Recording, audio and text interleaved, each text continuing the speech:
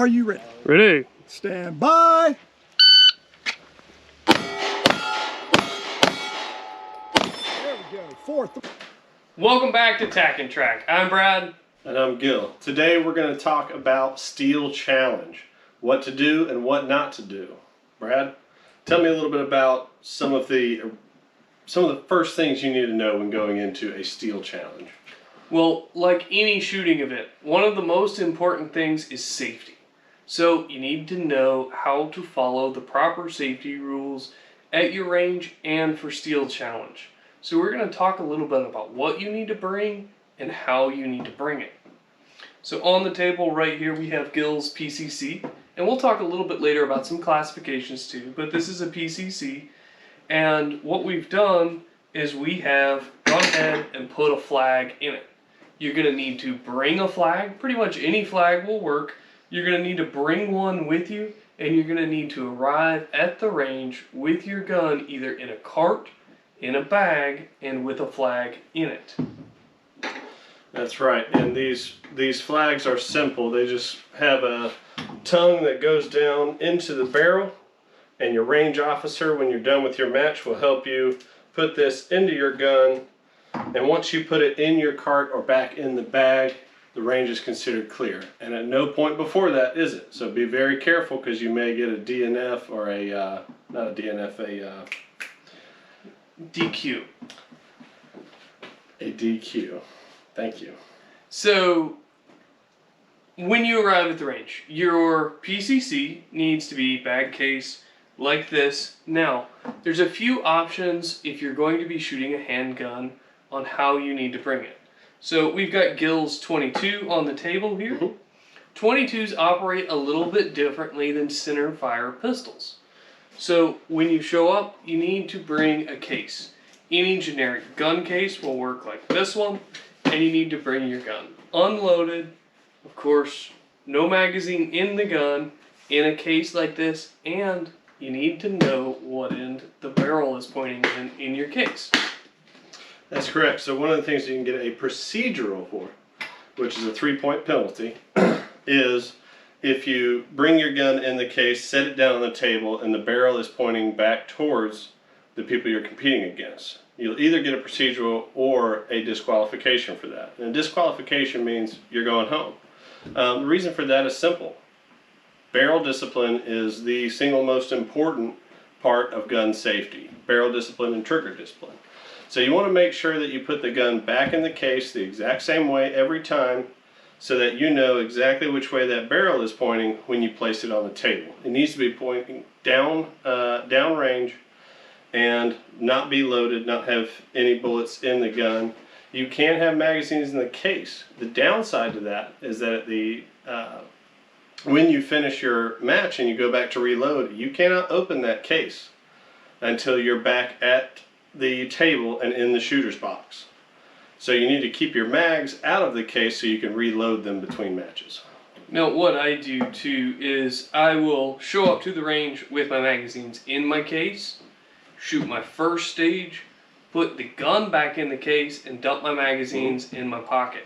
So that's an option for you too, to do it that way.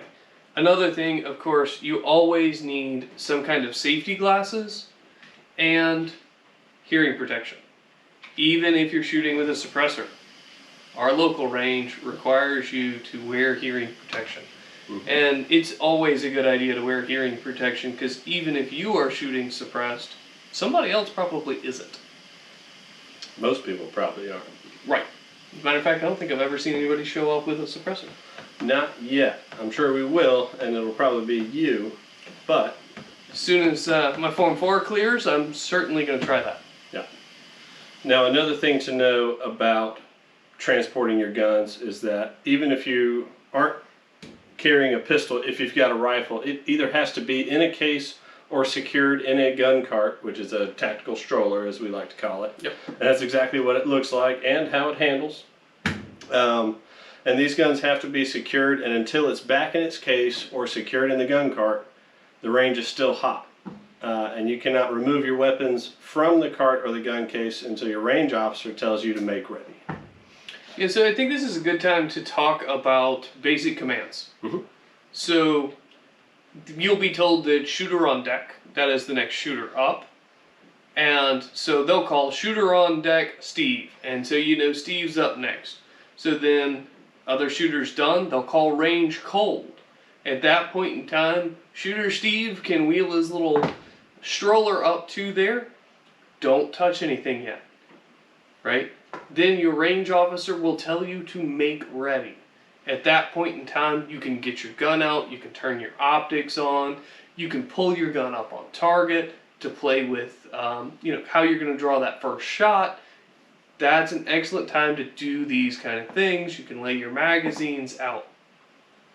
From there, the next command is going to be, shooter, are you ready? Now, I always respond to that, but our local range officers don't care if you respond or not.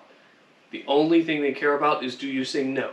If you don't respond or you say yes, or in my particular case, I always get away with yes, sir. Yeah. But at that point in time, they're going to continue the stage, and the next thing you'll hear is beep. Those are your range commands. Once you hear that beep, you are good to rock and roll. Yep, you'll hear shooter ready, stand by, they'll have the timer up, and after standby, you're going to hear that beep, and that is when you are allowed to move to target and place your finger on the trigger. Before that beep, you do not place your finger on the trigger. I almost got a procedural for that, but they let me slide by last time. Your range officer does get to decide whether they give you a procedural or a DQ. And there's a lot of different ways to get those, but if you're practicing safely, then you're going to be fine. And we almost had our range officer last time get a DQ. Yep, his gun almost fell out of his holster, and that is a big no-no at the range. Unlikely to go off, but not worth the risk. That's a DQ, you're going home. Fortunately, we spotted it, told him to secure his weapon, he did, and everything was fine. So we've talked about how to handle PCCs and rimfire pistols. When you do go to a centerfire pistol, that needs to be on and outside the waistband holster. And you'll keep your gun in there with no magazine in it in between stages. Now, our local range has a safe area that you can go to should you need to work on your gun. I think you had to use it last time, didn't you? Someone in our group did. I didn't because my guns work perfectly, but not everybody's did. So there's usually going to be a safe space that you can go and handle your weapons. Now, when you go there, you can have no ammunition on you. All your magazines, all your bullets, nothing in your pockets, they all have to stay behind. You can take the gun and the gun only to go clear jams or do whatever you need to do to fix your weapon. And bringing up jams, this brings up an interesting point. So my 1911 9mm that's over here had some issues in the First Steel Challenge match that I had. And what I had is I actually broke a barrel link in the gun, and nobody moves. Nothing goes on until we can get that gun clear. And in this particular case, it was quite difficult to get that action open and get that hot round out of the gun. But nothing happens, everybody stops until that gun gets cleared, and you can make that weapon safe. Yeah. There's nothing more important when you're out having fun to make sure that nobody gets shot, because you're dealing with dangerous weapons that do require training, but you have to do that safely. If you don't, nobody's going to have a good day. Your range could get shut down. A lot can happen if you don't practice safely. And I think this brings up one of the good points. Why shoot Steel Challenge? Because if you're looking at shooting your first Steel Challenge match, you may be asking, why do I want to do this? Well, number one, I think it's a lot of fun, right? It's a ton of fun. Number two, I really feel like it is a good opportunity to learn how to handle and operate firearms in a safe environment and safely. I personally have learned a lot about safe practices. I was always good with barrel discipline and trigger discipline, but some of the other tricks and tips that they teach you while you're out there, usually while you're making mistakes, are really good to know and very good practice for safe handling of weapons. Now, one thing we haven't talked about yet is what happens at the end of your 5 strings. So you do 5 strings of shots. And this is after your shot timers go off. Now you're at the end. So how do we safely put the gun away, Brad? What is your range officer going to tell you? So your range officer is going to say, show me clear. At that point in time, drop the magazine out of the gun, put the magazine in your pocket, on the bench next to you, wherever. Then if it's a handgun, rack that slide backwards. Usually our range officer catches the round as it comes out of the gun. Then he wants to physically see inside that chamber where he can see there's not another round in it. He wants to see daylight. Right. His next command is going to be pointed at the terminal berm, which is the berm that's up in front of you that's designed to catch all the bullets, and hammer down. Now, you may not have a hammered fire gun, but the command's the same. Pull the trigger. At that point in time, hammer is decocked on the firearms. Now, if for whatever reason a round goes off right there, and you didn't clear your gun properly, even if your range officer didn't catch it, that's a DQ. Be sure your firearm is clear. Now after that, if you have a rifle like this, your range officer is going to help you put a flag in it so that everybody can see very clearly that this gun is safe. There's nothing in the tube. The bolt's not closed. But other than that, when you put your gun back in your case or back in your tactical stroller, they're going to call range cold, and then you can move on to the next stage.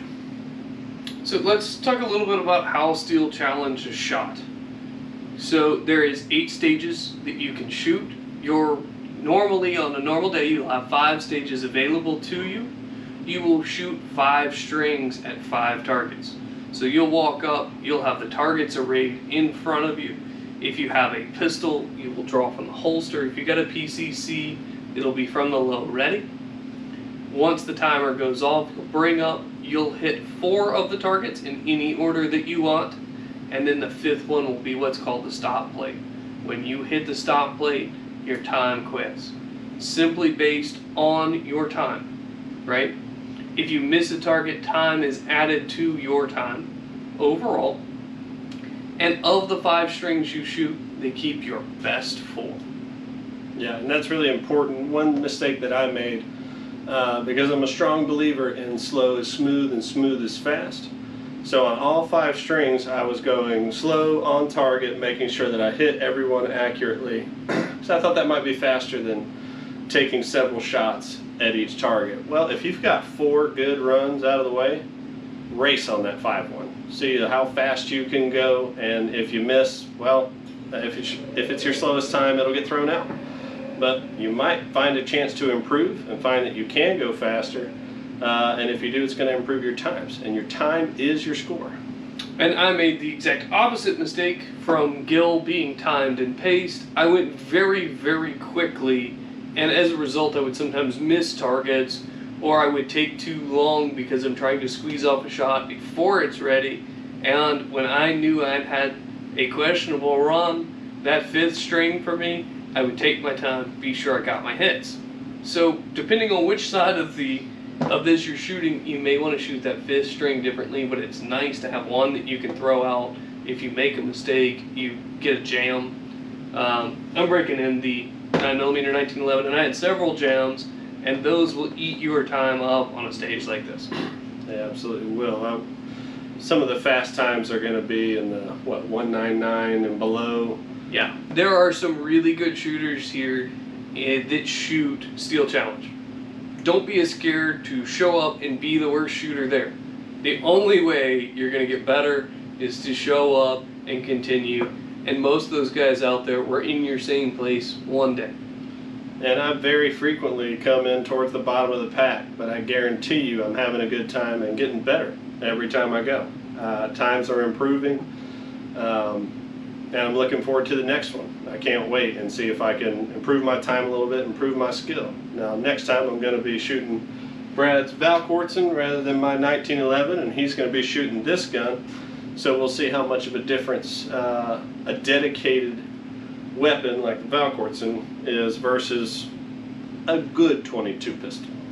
So let's talk a little bit about classes. It's interesting that you brought that Absolutely. up. So Gil is shooting a rimfire iron sight gun with the 1911. Mm-hmm. Now behind him we've got the Valkortsen here, and we actually have the Valkorksen currently set up with an optic. Now we'll be shooting at iron sights, but this would be example of a rimfire pistol with an optic, which is another option on the table for you. Now you do need to bring 5 mags for whatever it is you shoot. This is Gills PCC, so this is a pistol caliber carbine with an optic on it. And this one doesn't have irons on it, so that's really my only choice at the moment, is to run optics. Up here on the wall behind us, we've got Gills 1022. This is a rimfire rifle with optics. I've got mine over here as well. And then you have multiple classes for centerfire pistols. 1911s fall into single stack. Stuff like this Glock 34 behind me with a red dot on it, that's going to fall into carry optics. And then the CZ75 Shadow 2 is going to fall into production class. If you don't know what class your gun fits in, don't worry, show up, ask for some help in figuring out what your gun is. The main thing you need to do, show up with the appropriate safety gear, a firearm, 5 magazines, and a good attitude. Be there to have some fun. Yeah, plenty of rounds too. You're 5 targets on 5 strings, so you need to plan to miss a few and need to expend a few more rounds. So make sure that you've got loaded mags that are completely full, just to be safe. It'll cause you to reload less as you go, and bring plenty of ammunition for those 5 strings. This brings up, with ammunition prices today, one of the reasons I think rimfire might be the place to start is because these rimfire firearms are significantly cheaper to feed, and it'll get you a good first experience in them. Absolutely, and there's a lot less recoil to deal with, so you're maybe a little less nervous, I think. It certainly worked for me. I start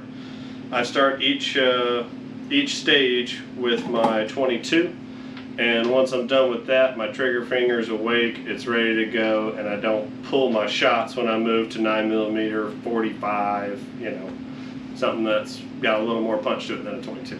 Interesting that you said that. I actually start each stage with the 1911, and that's solely because I'm familiar with the platform. Yeah. Yeah, you feel at home there. I do too, it's just a smaller caliber. Right.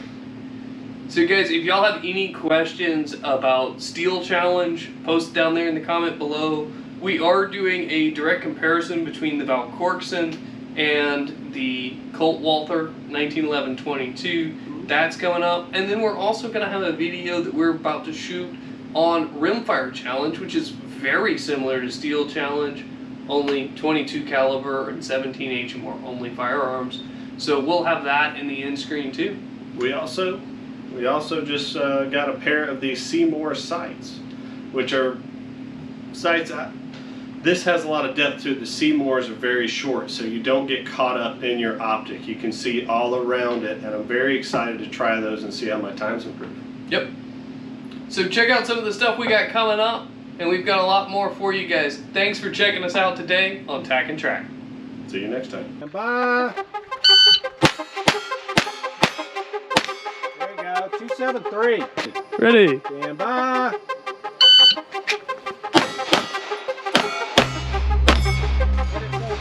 Didn't know. 368. Bye.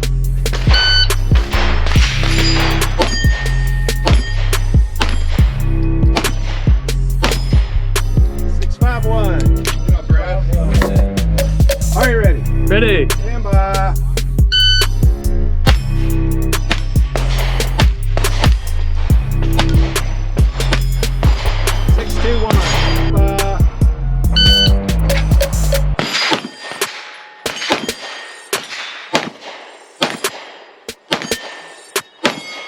Ready. Stand by.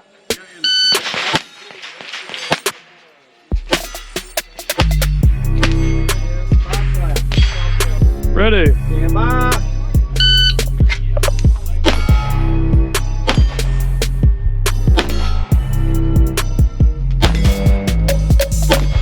There it is. 852.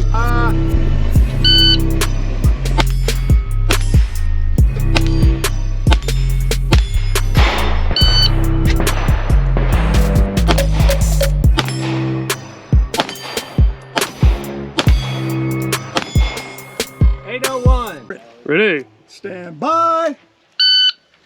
There we go. 437. 437.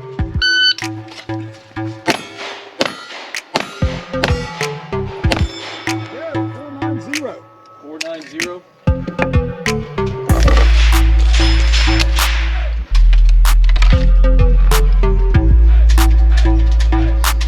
Are you ready? Ready. Stand by.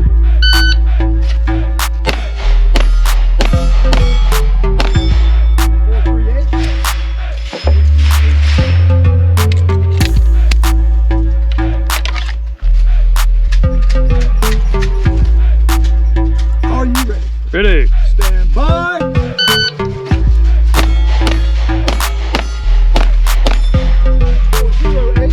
Fourth string.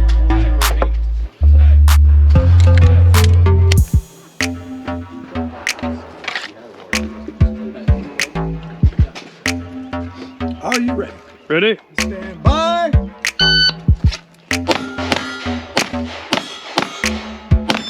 Four, three, one. Fifth and final.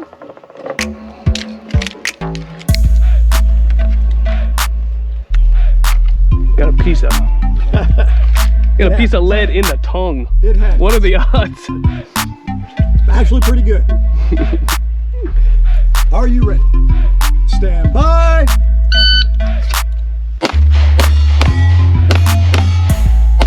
Bye.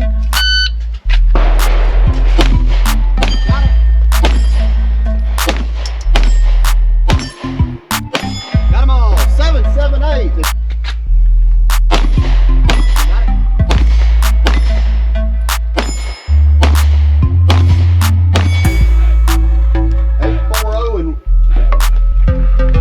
And 7 o'clock. See it? He caught the corner at 7 o'clock. Ready. Stand by.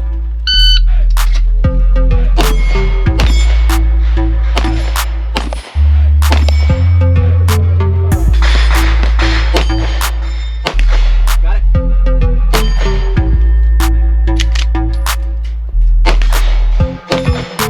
Nine, 8, 0. You hit the exact same place twice. I saw it hit on that far target. I saw it hit. Same hole. Stand by.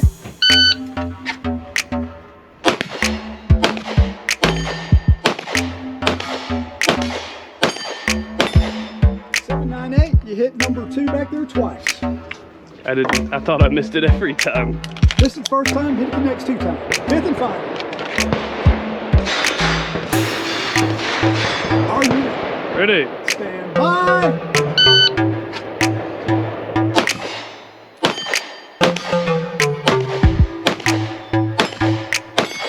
Very nice. 761. If you are finished unloading show.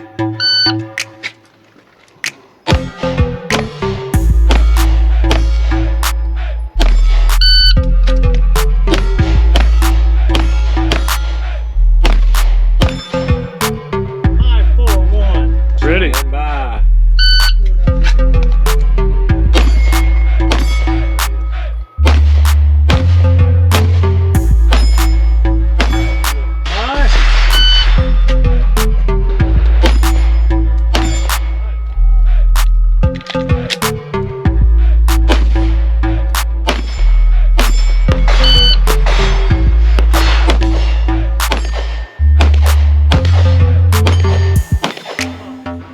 Are you ready? Ready. By.